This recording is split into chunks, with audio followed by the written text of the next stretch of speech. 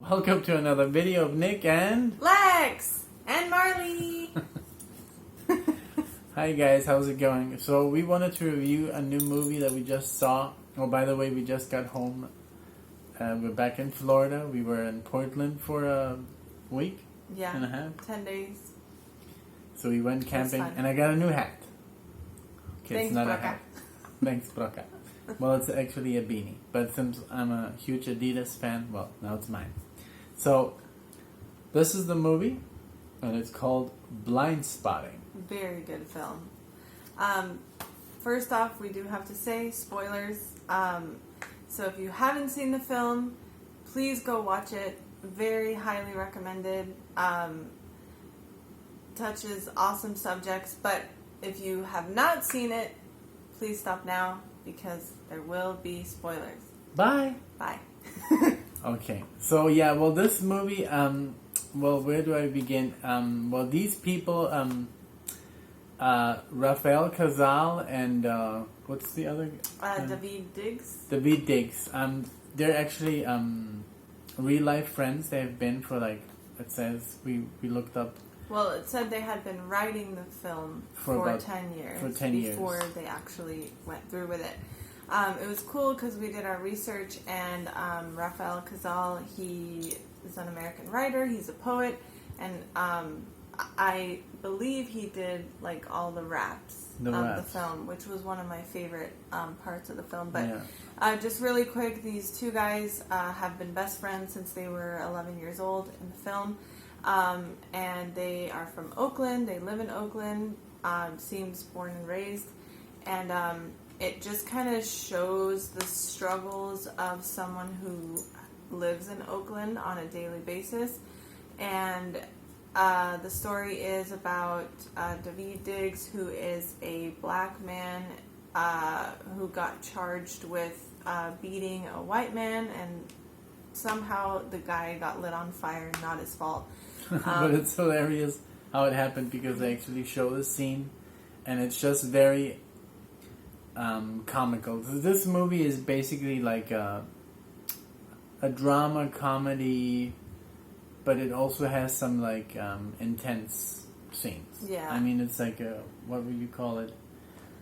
I mean, it's a drama comedy, but it's also, I don't know. Well, it's not an action movie. It just has some really. It's like a day-to-day kind of thing about typical days in life Oakland. in the hood, like, but it's not like Boys in the Hood or something like that. It's not as hardcore as those movies like we have seen, like. But very, for me, I mean, I know this is not a true story, but it's got some nonfiction in there because there's so much reality in it, which is what I really appreciated. And David Diggs is on probation. His name is Collin, and he's on probation. He's on his last 3 days of probation. And that's the theme of the movie. Yeah, basically. and it's just your journey with him through his last 3 days of probation. It's hard.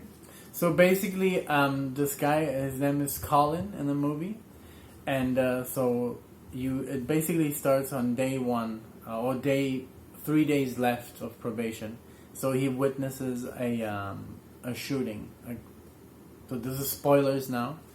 He witnesses a shooting, a cop that shoots a black man in the back. He was not armed, and so he's like traumatized, and he just like he can't get that out of his mind. He starts having nightmares, and it's like severe PTSD. Yeah. But I think it's not only that event, it's just reminding him of how hard it is to get, like, away from the system. Yeah. It's like, I'm done. Falling asleep. Yeah, it's a really, really great movie, and I especially loved the fact that the two people that wrote it Are real friends, but not only that, they lived and grew up in Oakland, so it's their turf, you know? Right. You also see a lot of, like, the cinematography is really nice because obviously these people know their spots. They know exactly where to shoot. This is their home. So you see a lot of especially the intro is very interesting. You could see all the, all the really nice places and the poor places, and then it's mixed together. And the music was very cool because for those funk band fans, Tower of Power, they're a really cool band from the 70s, and they're still playing. It's like almost and like they're from Oakland. They're from Oakland, California, and they're called Tower of Power. And throughout the movie, you can always hear this band playing a little bit and of we've funk. always been great fans, so that was kind of nice. Yeah, for that us. was like for me, especially since I love funk and jazz, and she as well. So we were just like, that's Tower of Power playing in the background. But also like the lines, it's not like real. It's just like more poetry. The rap that David digs. And it's so like heartfelt always. Like, yeah. and it's like improvised, and I like. But it's reality. Yeah, there's a scene where he confronts the cop that he saw shot the black man and killed him, and that scene for me was amazing. Yeah. Like, I had chills the whole time. He confronts him in his own home because it just so happened that he got hired to move his stuff, and you can see the cop is going through a hard time, probably divorce, and he's crying in his garage, and then Collin comes up to him with the gun of his best friend, who he was so against the whole time, and that scene was amazing because he was pointing the gun at the cop, asking him, like, are you scared? What do you know about being scared, and then at the end, it ends with him, like, rapping him out totally. Amazing words, which I assume were written by Rafael Casal. And who plays this guy, what was his name? Miles. So, hats off to Miles, like this guy, Rafael Casal. This guy, the white guy, he's, off the charts, Amazing acting. I guess it's his only acting credit, but these guys seem like pros. You can feel a little bit that it's not an A movie, like a triple A movie, but it's also not a B movie because the way it's shot is very professional. They hired this guy from Mexico City, Carlos Estrada, and it's the director, his only film, first feature. And like Nick said, the cinematography, the shots, really everything was like amazing. The sound editing, the cutting. We're really like picky with movies when it comes to that, or we're really like we just like good movies, and this was just really, really good. And but this guy, this Rafael, or in the Miles, he's just like, I don't know, he's caught up in the whole lifestyle of he has Oakland. like this gangster mentality, but not really like, he's not a bad man, but he's just like, he's more like he's just been there too long, and he's wearing like the grill and the tattoos, and he's more like I don't know how to explain it. You have to watch it for yourself, but it's really well played. It's really amazing because we looked him up on Wikipedia, and he looked like this Latin lover, all clean shaved. But in this movie, he's like really into character, and he plays the part very well. Very well, yeah. And also the other guy, what's his name?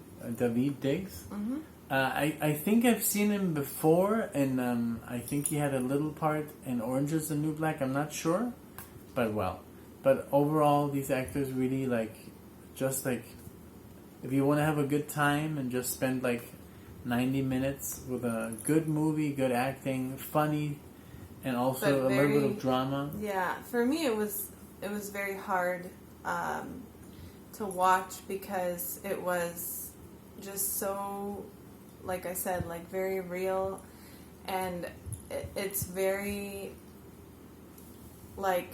emotional because you see the life of a man who was born into this part of town and part of the world that he doesn't want to be in necessarily, but in the end he just kind of says well, this is where I'm from.